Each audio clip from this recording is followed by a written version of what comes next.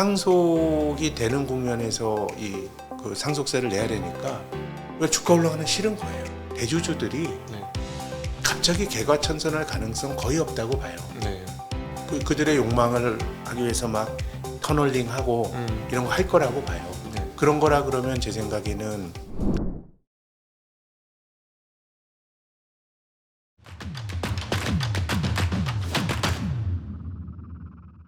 기업 활동이라는 게 저는 이제 큰 틀에서 두 가지로 구분을 해보면 인재를 어떻게 적재적소에 효율적으로 배치하느냐의 문제가 하나고 자본을 어떻게 적재적소에 정확하게 네. 배분을 하느냐 이 두 가지가 기업 활동에 있어서 가장 중요한 키포인트가 아닐까 하는 생각이 드는데 지금 말씀하신 걸 한번 정리하면서 또 질문 한번 드려보면 미국 같은 경우는 사실은 자본금을 마련해준 주주들이 자본금을 마련해주는 때는 그 돈 갖고 나보다 잘해봐 돈을 잘 벌어봐 그래서 나한테 배당으로 리턴을 줘 나는 너보다 못할 것 같으니 네가 잘해봐 이런 건데 지난 그 몇십 년간의 미국의 활동은 그걸 가지고 활용하는 정도가 아니라 그냥 다 돌려주고 현금 흐름만으로 살고 있는 기업들이 생기는 그냥 자본을 다 녹여버리 그냥 주주한테 다 돌려준 거죠 사실상 소각을 한 거는 돌려준 거고 뭐 주당 가치를 통해서 돌려준 거고 그렇게 해서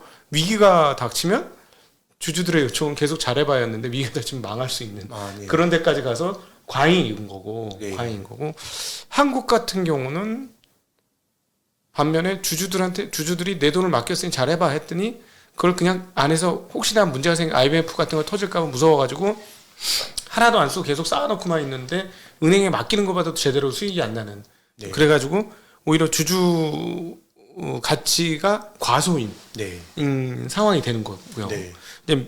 미국은 과소해서 지금 뭔가 좀 다른 방향으로 나가는 거고. 이게 어디가 역동적으로 이 주주 자본이 가장 제대로 활용이 될까요? 어느 정도 수준이? 뭐 주주 중심으로 보면 미국이란 나라가 가장 뭐 첨단인데 이제 미국의 경우도 사회 전체적으로 보면 주주들만 부를 누리는 거예요. 극강에. 그쵸. 예를 들어서 우리가 좋은 기업들이 뭐 원가율이 뭐 낮다. 주주들에겐 되게 좋은 거잖아요. 근데 그 기업의 경제 활동이 그 나라에서만 이루어진다고 가정을 하면 원가율이 높다라고 하는 거는 반대편에서 그 기업 편에 붙어서 돈을 버는 사람들이 있는 거예요. 노동자들, 뭐 혹은 뭐 하청업체나 이런 게 있는 거거든요. 그런 점에서 보면 미국은 좀 과하게 주주들에게만 좋은 그거를 뭐 자사주 매입을 안 하고 예컨대 다른데 뭐 공장을 더 짓는다 이렇게 생각을 하면 그게 뭐 잘못된 투자일 수도 있고 또 다운사이징이 그 양적 팽창이 잘 안 되는 시대에 뭔가 늘리는 게 자본효율성 개선에 도움이 안 될 수도 있지만 근데 이제 공장을 짓는 행위는 지역사회나 고용이나 이런 걸 늘릴 수 있는 건데 주주환원만 하는 건 거의 전적으로 주주들에게만 부가 돌아가는 거니까 그래서 그 바이든 행정부에서 인플레이션 방지 법안이 이것저것이 다 짬뽕이 된 그 법안인데 그 안에 바이백에 대한 규제 조항이 있었어요. 원래 민주당에서는 자사주 매입받는 기업들에 대해서 일정 규모 이상의 자사주 매입을 하는 기업들은 페널티를 물리자. 한 3% 정도 금액에 대해서 과세를 하자 그랬는데 결국 1%로 줄어들었거든요. 그러긴 했지만 이제 그 문제의식은 너무 국가의 부가 주주들에게만 간다는 문제의식을 가진 것 같거든요. 그쵸. 이제 가지고 있는데 한국의 경우는 조금 이제 결은 많이 다르고 미국처럼 또 할 수도 없어요. 미국의 자본주의라고 하는 거는 기본적으로 자기 자본을 가져가지 않는 기업들은 기본적으로 비즈니스 모델이 그래도 되는 거거든요. 예를 들어 스타벅스를 가정해 보겠습니다. 뭐 스타벅스가 뭐 대규모 삼성전자처럼 투자가 필요한 것도 아니고 또 무형의 어떤 그 매뉴얼의 노하우를 가지고 운영이 되는 거고 안정적으로 계속 현금이 들어온 캐시플로우를 가지고 있으니까 자기 자본을 가지고 있는 이유는 두 가지입니다. 하나는 우리가 보잉 때 얘기한 것처럼 예비적 동기의 완충장치, 생각지도 못한 일이 생겼을 때 기업을 보호하는 완충장치인 게 있고 또 주기적으로 대규모 설비 투자를 해야 되는 기업들이 자기 자본을 무겁게 가져가야 되거든요. 미국은 이제 그럴 필요가 없으니까 이제 하는 건데 그걸 우리가 쫓아가긴 어렵고 전 일본도 어렵다고 봐요. 그래서 이제 미국식의 자본주의는 우리가 원한다고 해서 되기도 어려웠다고 보지만 또 그것 자체가 또 뭐 좀 100%또 옳다고는 보지 않고요. 근데 아까 말씀드린 조금 한국은 좀 결핍인 것 같아요. 그래서 뭔가 그런 적당한 자극으로 예. 근데 그게 뭔가 이제 그럼으로써 또 코리아 디스카운트라고 하는 이런 것도 완화가 될 수 있지 않을까라는 기대를 갖고 있습니다. 그렇죠. 저도 전적으로 동감합니다. 그냥 미국은 너무 과한 것 같은 게 결국은 주주들을 위해서 다 그 아웃쇼링을 한 거잖아요. 결국은. 그러니까 나라에 남은 게 없잖아요. 나라의 국민들은 가난해지고 일자리가 없어지고 힘들어지고 다 중국이나 이런 쪽으로 다 아웃소싱을 했기 때문에 다 넘어갔고 사실은 그 이번에 IRA가 리쇼어링이니까 네. 뭐 바이든이 어떻게 욕을 먹든지 간에 옆에서 보는 입장에서는 미국의 나라라는 전체 입장에서 보면은 그게 사실은 미국 국민들을 조금이나마 살 수 있게 만들어주는 직장을 만들어주고 하는 거니까. 네. 근데 미국은 아예 그것도 다 필요 없이 주주만을 위해서 했으니 네, 그러니까 나라가 그냥 아예 빈부격차가 그냥 세계 최강으로 프로젝트가 이제 뭐 그런 쪽에 일이 벌어지고 또 바이든 행정부 들어와서는 또 나름 또 아주 전 세계를 윽박질러 가지고 자기 중심의 또 다른 질서를 만들고 하니까 그게 어떻게 보면 이제 뭐 미국 주식이 좋았던 네. 올해도 상대적으로도 좋았던 네. 그런 본질적인 이유인 것 같습니다. 우리가 이제 20년, 21년, 22년 초반까지 해서 봤습니다만 그럼에도 불구하고 주주자본주의가 의미가 있으려면 기존의 그냥 전통적인 사업 말고 새로운 사업을 하려면 새로운 아이디어와 새로운 사람들과 새로운 꿈들이 모여야 가능한데 꿈만 모여야 되는 게 아니라 자본도 모여야 그게 네. 뒷받침이 되면서 새로운 사업을 하는 거잖아요. 그 사이에 20년, 21년, 22년에 우리가 뭐 무슨 당근이라든가 물론 요즘 굉장히 어렵겠지만 다양한 기업들이 생겼잖아요. 말씀하신 대로 물론 기존에 하던 걸 패턴을 바꾼 거이긴 하지만 그게 어떤 또 다른 역동성을 사회에 가져오는 계기가 아닐까요? 아니면 또는 사회의 효율을 저는 만들어내는? 뭐 기업 입장에서 그러니까 사회 전체적으로 효율을 높인다. 100% 공감하고요. 네.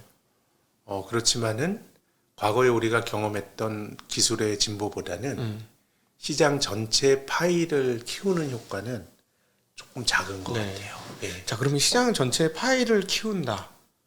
그럼 결국은 국가가 나서서 중국처럼 산업을 계속 부흥을 해야 되나요? 그거는 제 생각에는 우리가 어떤 그 핸디캡이 있기 때문에 못한다라는 의미보다는 기존의 양적 성장이 자연스러운 한계에 부딪혔다라고 보는 게 조금 자연스러운 해석일 것 같습니다. 네. 뭐 할 수 있으면 그렇게 하면 되는데 네. 뭐 이제 그러기가 좀 이제 힘들어진 세상이 만들어진 거죠. 이렇게 좀 근본적인 질문을 좀 드려서 죄송한데 어디 뭐 다른 데다 여쭤볼 분이 없어요. 그래서 여쭤보는 건데 국가 자본이 무언가를 딱 쥐고 흔들어서 갖고 가는 것의 효율성과 자본 자체가 방향을 잡아가지고 무언가를 만들어서 하는 거의 효율성. 네. 과연 어디가 더 효율성이 궁극적으로는 뭐 일반적으로는 이제 경제가 발전하는 초기 단계에서는 자원 배분을 정부가 하는 게 맞고 네. 일본이 그랬고 한국이 그랬고 중국이 그랬고 네. 또 미국도 마찬가지예요. 예, 예. 미국도 뭐 초창기 단계에서는 그 유치 산업 보호나 이런 보호 무역을 많이 한 건데 근데 이제 경제 규모가 커지게 되면 저는 결국은 이제 시장에서 자원 배분하는 게 더 효율적으로 그 정부가 관료들이 시장보다 더 잘할 수는 없다고 봐요. 경제 발전의 단계를 이제 넘어가면. 그래서 저는 지금 벌어지고 있는 일련의 모습이 이제 미국 이게 일종의 어떤 시대의 공기인데 미국이 자본을 줄이고 뭐 이런 것도 결국은 자본의 비효율이 있는 거예요. 자본 효율성이 좋아졌기 때문에 자본이 필요 없어졌다. 네, 그러면 우리나라 증권업 주가가 우리나라 증권업 주가의 고점은 혹시 언제일 것 같으세요? 2007년쯤 아니었겠습니까? 2007 2000년이나 2007년이었겠네요. 99년. 89년이었어요. 89년이었습니까? 근데 이제 우리나라 기업들이 그 자기 자본을 가장 많이 늘린 게 주주들의 힘을 통해서 빌린 업종이 증권업이잖아요. 네. 근데 그런 그 초대형 증권사 자기 자본을 불린 회사들이 과연 주가가 좋은가 생각해 보면 네. 그거는 별로 좋지 못해요. 네. 성과가. 그러니까 결국은 앞서서 계속 이제 자본 효율성을 말씀드리는 건데 금융이라고 하는 거는 사실은 돈 가지고 비즈니스를 하는 거니까 그렇죠. 우리가 금융회사 다니는 그 실무자들 입장에서 보면 회사의 자본이 커진다라고 하는 건 우리가 할 일이 되게 많아지는 거거든요. 그렇죠. 그래서 한편은 이제 기회가 생기는 건데, 근데 자본 효율성이란 관점에서 보면 자기 자본이 커지면 그거에 맞는 돈을 벌어야 자본의 효율성이 유지가 되는데 그렇죠. 증권업은 대표적인 내수잖아요. 네. 근데 이제 이렇게 정체가 되고 하다 보니까 자본 효율성을 유지하기가 되게 힘든 거예요. 그렇게 본다 그러면 어떻게 보면 이제 미국에서 벌어지는 일과 반대의 일이 자본의 관점에서 보면 네. 미국은 줄임으로써 효율성을 높였는데 한국의 상당수의 그 증권 산업에 속하는 기업들은 그것도 자기들이 돈을 벌어가지고 자기 자본을 늘린 게 아니라 주주들에게 손 벌려가지고 늘린 거잖아요. 그렇죠. 그래서 이제 주당 가치 많이 희석화됐는데 그만큼 벌면은 주주 가치 극대화에 이제 부합이 되는데 근데 벌기가 힘들잖아요. 네. 우리가 증권업 호황 뭐 작년 재작년까지 그랬나요? 굉장히 돈을 뭐 많이 벌었지만 결국은 뭐 올해 이렇게 본다 그러면 그 큰 자본에 비하면 그렇죠. 상대적으로 자본율이 높다고 보긴 힘드니까 주가를 반영하는 거거든요. 네네. 그래서 저는 뭔가 이제 우리가 뭐 전체적인 숲을 말씀드리는 거니까 숲 안에 있는 나무들, 특정 산업이나 기업은 성장이 당연히 있겠죠. 그런 것들에 대해서 시장은 뜨겁게 반응하겠지만 그런 것과 정체되는 것 다 이렇게 합쳐서 보면 전체적으로는 정체고 시장도 저는 그렇기 때문에 뭔가 이 지배 구조나 기업이 가지고 있는 부가 주주 친화적으로 바뀌는 게 뭔가 주가 지수가 레벨업 된다면 저는 그 경로를 통해서 되지 않을까 싶고 그런 점에서 한 가지 좀 부연 설명을 드리면 의견을 말씀드리면 요즘 상속세에 대한 논의가 좀 굉장히 좀 벌어지는데요. 네. 사실 상속세는 뭐 논란의 여지가 되게 많은데 저는 좀 한국이 좀 과한 거 아닌가라고 보는 쪽입니다. 이번엔 뭐 넥슨 같은 경우는 무려 60%를 냈으니까요. 예, 뭐 이제 그 경영권 가진 쪽은 오히려 할증이부터 60%가 되는데 그러면 한 두 번 상속하면 이제 경영권이 없어지는데 네. 일단 여기에 대한 반론도 있어요. 뭐 지배주주가 능력 인정받은 사람이 경영하는 거지. 전문 경영인이 사실 지분 갖고 하는 건 아니잖아요. 네. 전문 경영은 지분이 없어 능력 받아서 하는 거지. 단지 지분이 많다 그래가지고 대를 이어서 하는 게 맞냐라는 거 정당한 할 수 있는 반론이고요. 또 대를 이어가지고 이렇게 부가 세습이 되는 건 기울어진 운동장을 만든다라는 것도 저는 뭐 그런 주장 타당하다고 봐요. 네. 근데 한국의 상속세율은 전 세계에서 제일 높거든요. 네. 그러다 보니까 주주들 입장에서는 사실 한국의 대주주들이 압도적인 지분을 갖고 경영하는 경우보다는 지분이 상대적으로 적은데 이걸 뭐 약간의 계열사나 이런 걸로 지배하는 경우도 많고 하기 때문에 이 사람들이 주가가 올라간다 그래서 주식을 팔 수도 없어요. 네. 뭐 대주주가 주가 올라온 주식을 파나요?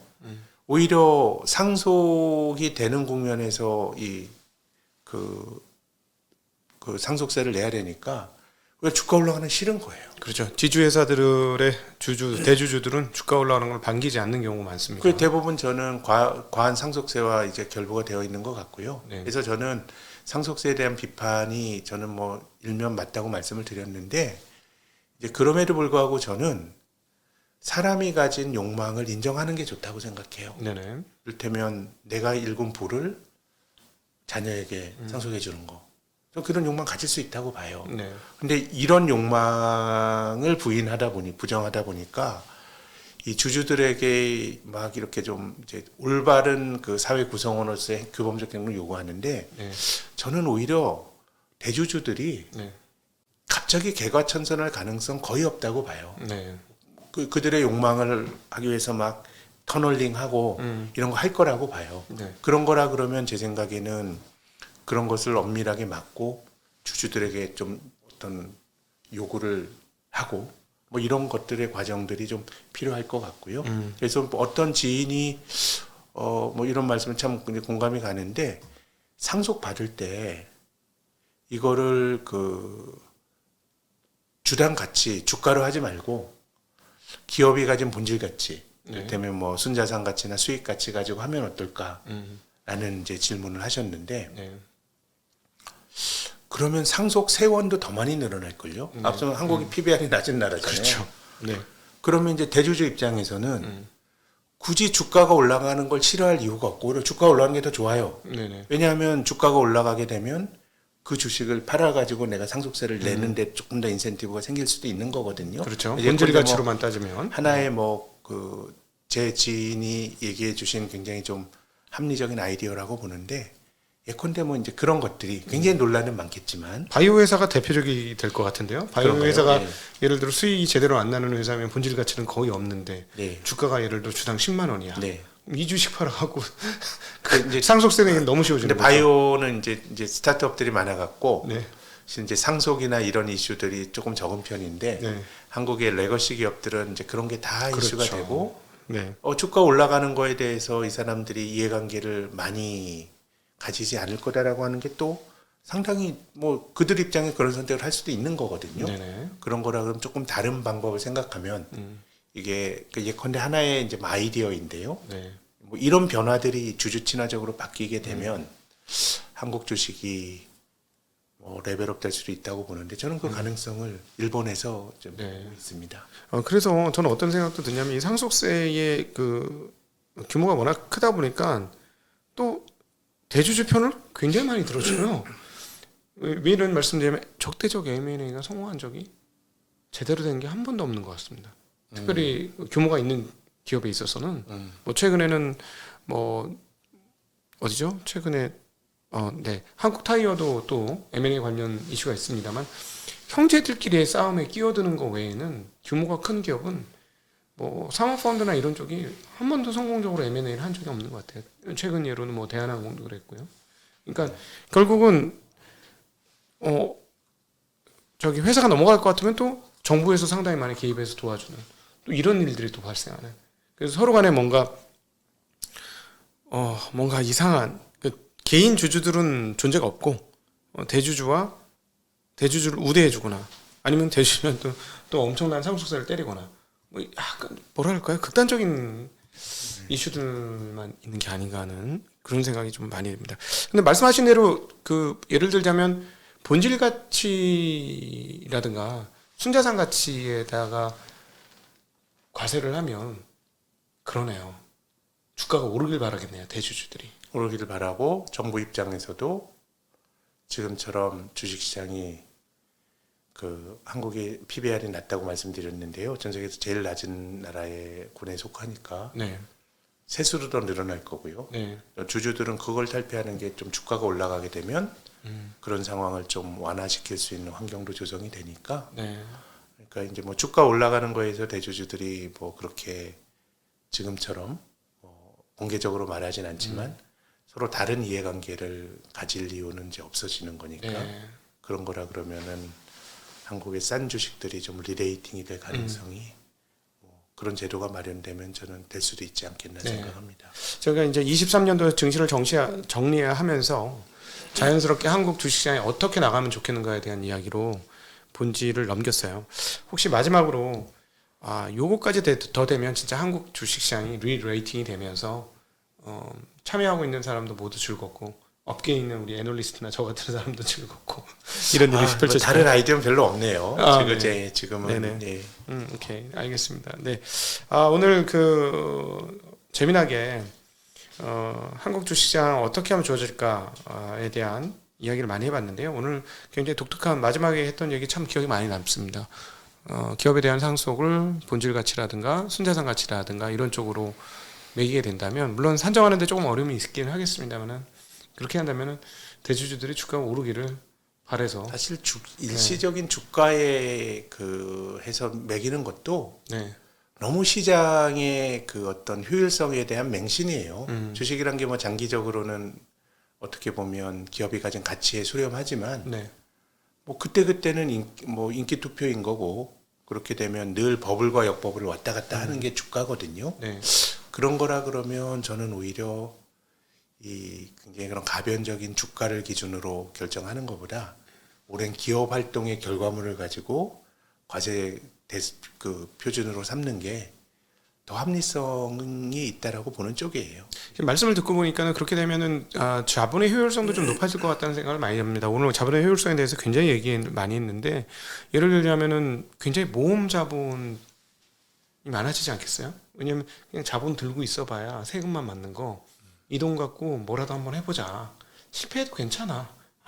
갖고 있으면 세금 맞는데 뭐 이렇게 될 수 있을 것 같아요. 말씀하신 대로 순자산이나 순자본에 대해서 세금을 때리면 그걸 갖고 뭐를 해서 회사 차려가지고 성공해서 주가가 오르면 거기서 더 많은 이익을 얻으니 이 자본을 그냥 계속 적축하고 있다가 숨겨놓고 꽁꽁 저평가로 숨겨놓고 있다가 그걸 가지고 어떤 식으로든지 활용해서 세금 내는 게 아니라 그걸로 뭔가를 일으켜서 주가를 올려서 세금 내려고 하는 마음들이 생길 거니까 상당히 좋은 촉매 같다라는 생각이 드네요. 네, 한번 뭐 하나의 아이디어인데 좀 다양하게 어쨌든 정체된 어쨌든 우리가 자산이 있는 거거든요. 네. 그동안 쌓아놓은 자산. 그렇죠. 근데 그 쌓아놓은 자산을 쌓았는데 그 주된 기여를 했던 분들은 당연히 존중을 받고 존경을 받아야 되는데 근데 뭐 경제적으로 보면 그 자산을 과거처럼 성공적으로 그 순환 그 팽창시키기 힘들다 그러면 그때는 좀 다른 전략으로 저는 뭐 나눠주고 네. 다른 방식으로 또 하는 게 맞다고 봅니다. 네. 오늘 우리 정말 오늘 그 좀 부끄러워하시는 표현인 우리 투자 분석업계의 현인이라는 표현이 정말 딱 맞는 대담이 아니었나 싶습니다. 저도 새롭게 눈을 뜨는 시간이었고 정말 그 자본의 효율적 사용이 어떻게 돼야 되면 좋을까 하는 거에 대해서 개인적으로 고민이 있었는데 큰 도움을 받는 그런 시간이었고 좀 해안이 열리는 그런 시간이었던 것 같습니다. 여러분도 조금 어려우실 수도 있었을 텐데요. 굉장히 좋은 내용이었다라는 점 제가 다시 한번 강조하고 싶고 자 이해가 안 되시는 분은 한 번 더 들어보시면 어떨까 하는 생각도 듭니다. 이렇게 귀한 시간 마련해 주신 우리 신영증권 리서치 센터장 김학균 센터장님께 다시 한번 감사 인사드리고 또 함께해 주신 시청자 여러분들께도 감사 인사드리겠습니다. 인사드리겠습니다. 고맙습니다.